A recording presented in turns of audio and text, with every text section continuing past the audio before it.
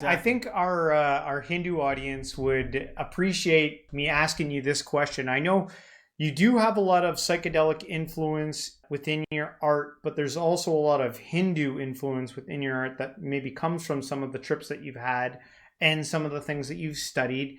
Maybe you could talk a little bit about some of your encounters with these Hindu gods. Maybe put in, like, I don't know which ones you've met. Yeah, maybe just talk about that. Hmm.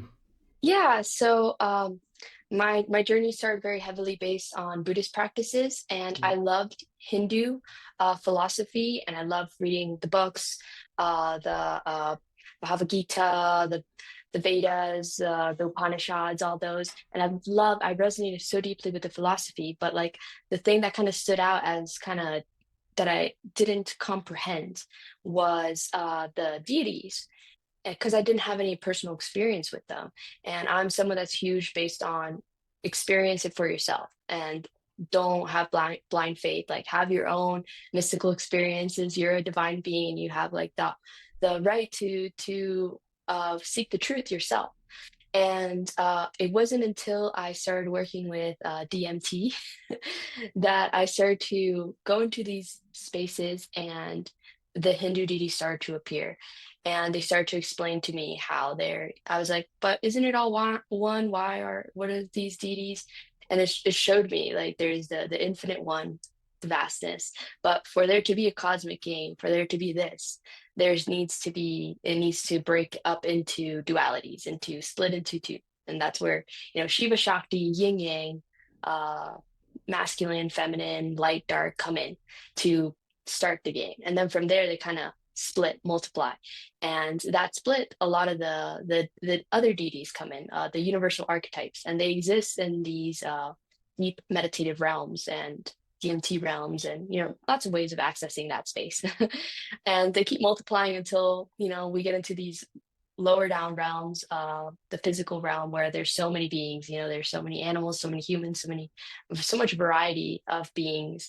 But these archetypes do exist in some space. And in my DMT journeys, I've had the honor of interacting with them, of meeting them. My personal favorite and dearest to my heart is Shiva. Love Shiva. And of course, Kali, Parvati, Ganesha, all these beautiful archetypes. And I've gone to they have like these gorgeous temples there where I go and visit them and talk to them, depending on, what what is right for me in that moment. I like Ganesha. Kali Yeah. seems a little scary at times to me.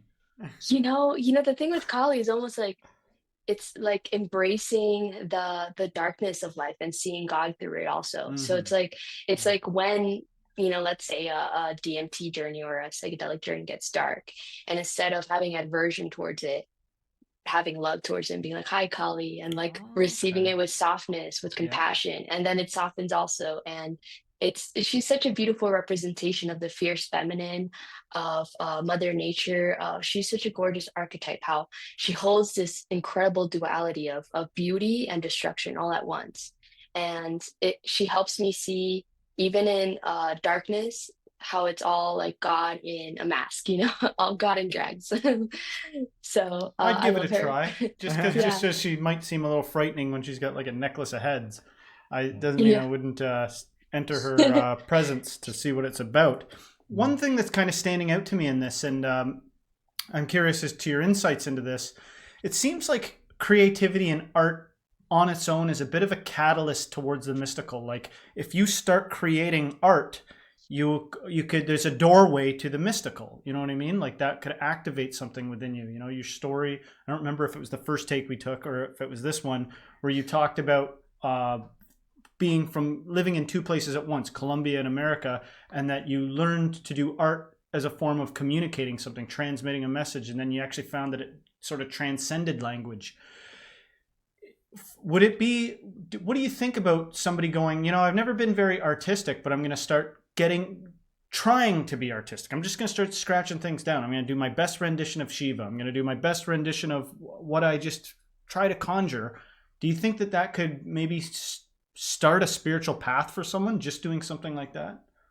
Most definitely, most definitely. I mean, one of the biggest like kind of cornerstones of what makes art so fascinating, not just visual art, but music, dancing, all these different art forms, is we get into this deep flow state very naturally. Even if the drawing, even if the art isn't good, we if you can manage to create and get into a deep flow state, that is really a deep meditative state, and we can learn to be present and let that creative energy of the universe move through us.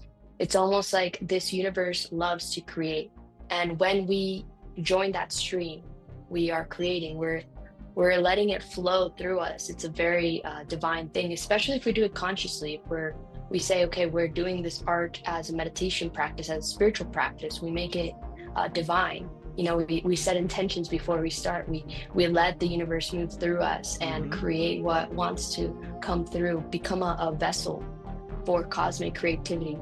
Then That it can takes the become pressure off in a way. yeah, yeah. Then it doesn't matter if it's a scribble. I'm just if we doing my job. I'm just yeah, transmitting yeah. what I was given. Exactly. And if we got into a blissful flow state, then, enjoy it. And then over time, if you keep doing it, it's just a matter of practice. It gets better. So.